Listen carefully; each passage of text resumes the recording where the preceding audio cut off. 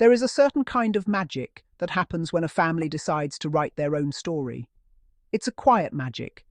It doesn't happen in courtrooms, in headlines, or in the pages of books written by strangers.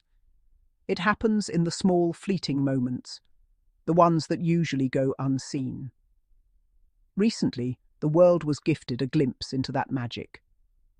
Through a series of Instagram stories shared from their home in Montecito, Meghan, the Duchess of Sussex, invited us into their world. Not the world of royal protocol or public appearances, but the real world. The world of springtime, of growing things, and of family. And in a digital age where so much content is manufactured and staged, what we saw was refreshingly, beautifully authentic. It was a window into a life being lived fully, on their own terms. In one particularly tender clip, we see Meghan doing something profoundly simple: arranging flowers. She moves with a quiet focus, placing stems with care, bringing the beauty of the outdoors inside. But it's what happens off-screen that truly captures the heart. We hear the voice of Prince Harry, her husband, her partner, her best friend. He is the one behind the camera, capturing this ordinary moment. "It's beautiful," he says softly. "So brilliant, babe." It is a whisper of a moment, but it speaks volumes. In a world that often tries to define their relationship through a lens of drama or difficulty, here we see the truth. Two people who genuinely admire each other.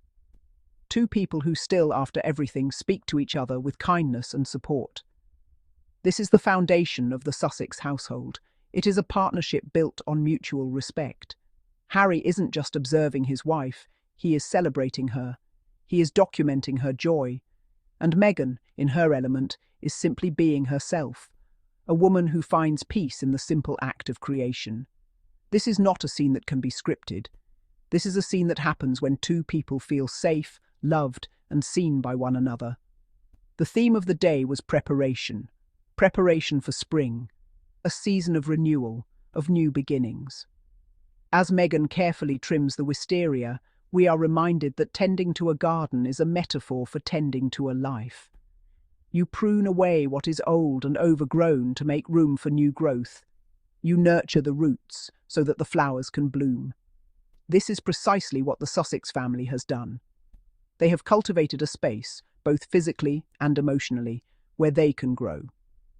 The Montecito home is not just a house, it is a sanctuary. It is a place where the outside world fades away, and what remains is family. And then there are the chickens. In another story, we see Meghan tending to the family's animals, feeding them with a gentle hand. It's a scene of pastoral simplicity. It grounds her. It reminds us that at the end of the day, fame and titles mean nothing to a hungry hen. All that matters is the care they are given. But the most breathtaking moment of the entire series was one that was almost in the background. It was fleeting, unplanned, and utterly perfect. As Meghan feeds the chickens, a tiny figure roams in the background. It is their daughter, Princess Lilibet. And for a brief, beautiful moment, the sunlight catches her hair. That flowing, brilliant red hair, a signature of her father, a tribute to the generations of redheads in the Spencer family, and a living, breathing link to the legacy she carries. Lilibet is 4 years old. She is at an age of wonder, of curiosity. She is trying to stroke the chickens, unafraid, exploring her world, with the confidence of a child who knows she is loved. She is not performing for the camera. She is simply being a little girl in her backyard. And in that single frame, the world is reminded of what truly matters. It is not about titles. It is not about precedent. It is about a little girl with red hair who gets to grow up with her parents, with her chickens, in a home filled with flowers and sunshine. It is about a little boy, Prince Archie, who is being raised far from the glare of institutional pressures, free to discover who he is. Prince Harry and Meghan have built something that cannot be taken away from them. They have built a home. They have broken the cycle of a past that has caused so much pain for so many in that family. They have chosen to prioritize the mental health and well-being of their children above all else. There is a misconception that choosing privacy means hiding. But what Meghan shared with us is the opposite of hiding. It is selective sharing. It is setting a boundary. It is saying, we will let you see our joy, but we will protect our peace. By showing us Lilibet's red hair, by showing us Harry's loving gaze, by showing us the flowers and the chickens, they are inviting us to understand their why. This is what they are protecting. This is what they are fighting for. Not for fame, not for fortune, but for the right to have a Saturday morning feeding chickens with their daughter. Let's be honest about the world we live in. There is a constant hum of negativity, a relentless churn of content designed to provoke, to divide, to sell. It is exhausting. And yet, here is a family that chooses to rise above it. They choose to show the light. When Meghan posted these stories, she was not reacting to any book, any headline, any controversy. She was simply living her life. She was sharing the beauty she sees every day. She was celebrating spring. There is a profound strength in that. It takes a deep sense of self to ignore the noise and simply post a video of your flowers. It takes confidence to let the world see a fleeting glimpse of your child without offering any explanation, any defense, any plea for understanding. They are past that now. They are past the need to justify their existence. They are simply existing, and in that existence, they are thriving. Think about the woman in those videos. She is an American citizen. She is a mother. She is a wife. She is a friend. She is a woman who finds joy in gardening.